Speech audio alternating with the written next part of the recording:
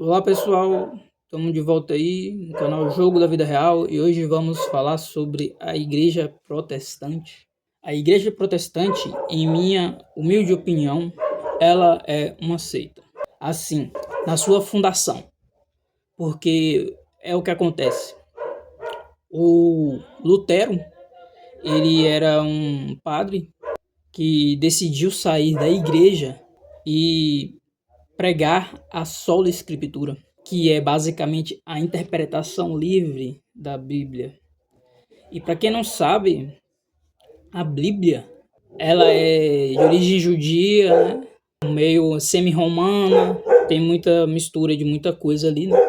Porém, a parte que vem dos judeus, do judaísmo, essa parte ela precisa ser interpretada por um rabino. O rabino ele tem noção ele tem conhecimento na numerologia da Cabala, né, que não é só interpretar, e várias outras coisas que tem ali, a interpretação da Bíblia. A própria Bíblia em questão tem muita incongruência com a própria religião de origem, né? Por exemplo, o caso das reencarnações, né? Vai falar lá que Sansão era a reencarnação de outro cara e esses, né, reencarnação e tudo mais, é bem o hinduísmo, o candomblé, é bem semelhante à protossíntese cósmica, né, da coisa. É bem daquela pegada. Aí a galera traduziu para uma língua que traduziu para outra, e hoje em dia são os protestantes que interpretam da sua própria forma, baseada na sola escritura. Porém, sola escritura é só você aceitar a Bíblia e fazer a sua interpretação. É o que indica que cada pastor de cada igreja é praticamente um papa. E aí, essa é mais a crítica prática, né? É praticamente e aí vem a igreja tal, não concorda com a igreja tal, que é diferente da igreja tal, que é diferente, mas todos são protestantes baseados na origem. E aí tem ainda esse conflito aí da ortodoxia e, e a igreja católica, que eu ainda estou estudando ainda sobre a igreja ortodoxa. Vou trazer vídeo aí falando sobre. Porém, o que acontece? A igreja protestante, ela passa por se fragmentar muito, né? O que acaba criando uma grande confusão, e a sola escritura permite, por exemplo, bandidos criarem a própria igreja, como tem o não lembro, acho que é PCP, hein? Primeiro Comando Pentecostal, alguma coisa assim. Tem a facção evangélica agora, né? É o que permite, então quer dizer que pela sola escritura, se o anticristo vir agora, ele pode abrir uma igreja. É a interpretação dele da Bíblia, né? A gente tem aí, por exemplo, a André Surati abriu uma igreja. É sola escritura, né? Outra coisa que tem é que colocar mulheres como pastoras é algo que, para mim, não exatamente está na Bíblia nem nada assim, mas é algo incoerente na minha concepção, porque, por exemplo, como é que lá na Bíblia está escrito lá sobre o Éden, né? Quando foi criado o Éden e tinha o Adão e a Eva. Não, primeiro foi Lilith, e ainda tem isso, né? A igreja ela nega Lilith, sendo que os judeus aceitam a Lilith, né? E a origem vem de lá, né? Aí Lilith, ela primeiro ela é seduzida pelo inimigo e tudo mais, e aí trai Adão lá.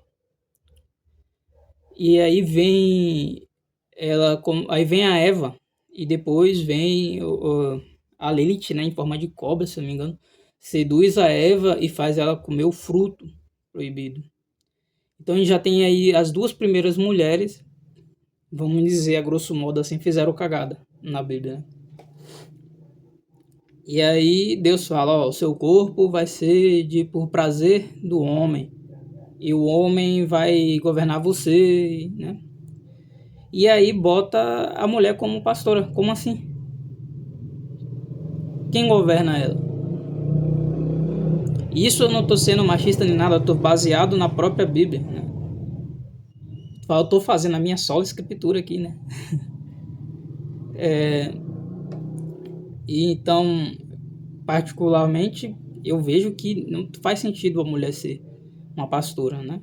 Já que ela traiu Adão e depois seduziu Adão a cometer o erro que gerou todos os problemas da humanidade. E aí você vai colocar a mulher, depois de cair do Éden, que nós se tornamos mais pecadores do que nunca, mais errantes do que nunca. Se fosse até na católica, faria sentido uma coisa, porque os católicos interpretam Maria como a nova Eva e Jesus como o novo Adão. Então, como eles não consideram os santos, não podemos nem usar esse argumento. E aí vem outra coisa, eles não aceitam os santos, porque Jesus falou, né? Ele falou que ele é a cabeça da igreja, a igreja é o corpo dele. Aquele que negar um da igreja estaria negando a ele mesmo. Então, a partir do momento que você nega um santo, você está negando o próprio Jesus, porque faz parte dele. Morreu por ele também. Não negou ele até o fim. Então não faz sentido você negar os santos. Tem a passagem lá que bendito é o fruto do seu fruto, do ventre de Maria, né? Bendito. E aí Jesus fala, não, melhor aquele que segue os mandamentos. E Maria seguiu os mandamentos. Ela é um exemplo duplo. Ela é tanto a portadora levou o Jesus na barriga e ainda depois seguiu os mandamentos, tudo certinho, né? Então, não faz nem sentido usar essa passagem para negar Maria. Essa é um problema também da sola escritura, porque você pode usar os textos para poder negar a própria Bíblia. E aí tem outra confusão que eu penso assim, que é tanto para católica quanto a protestante, que é o Talmud, né, que conta várias histórias lá, né, que são as escrituras dos rabinos antigos, que a tradição dos rabinos vem antes de Jesus e tudo mais. Fala que teve o Machia lá, se eu não me engano, que ele brigou com o rabino dele e foi pro Egito, aprendeu magia e... Vou trazer essa história aí em algum vídeo futuro, que vai ser mais falando um pouco sobre o ateísmo. E aprendeu magia e morreu na cruz. Alguma coisa do gênero. Morreu pelas mãos dos gregos, alguma coisa do gênero.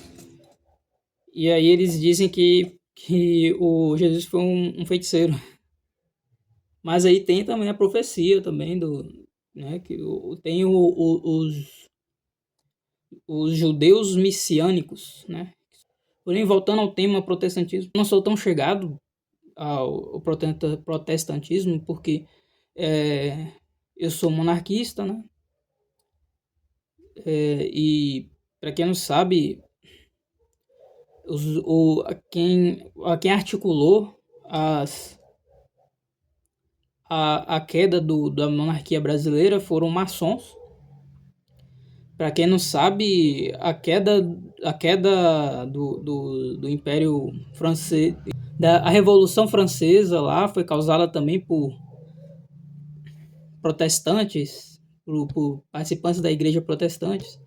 Mataram o rei, instalaram a república e se espalharam pelo mundo, chegaram aqui no Brasil vindo dos Estados Unidos e vieram as igrejas evangélicas e elas traziam bastantes maçons dentro, qual se infiltravam na igreja católica para poder destruir os elos, né, de igreja e monarquia, tentando acabar ali com o império e instalar também uma república aqui no Brasil.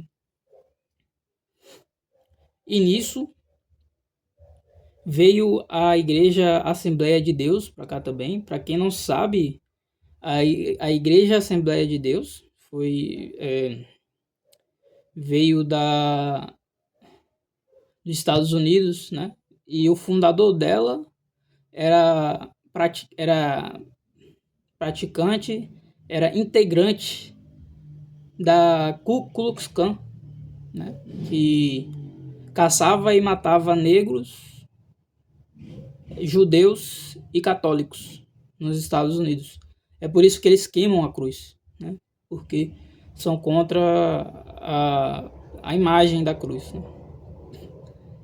E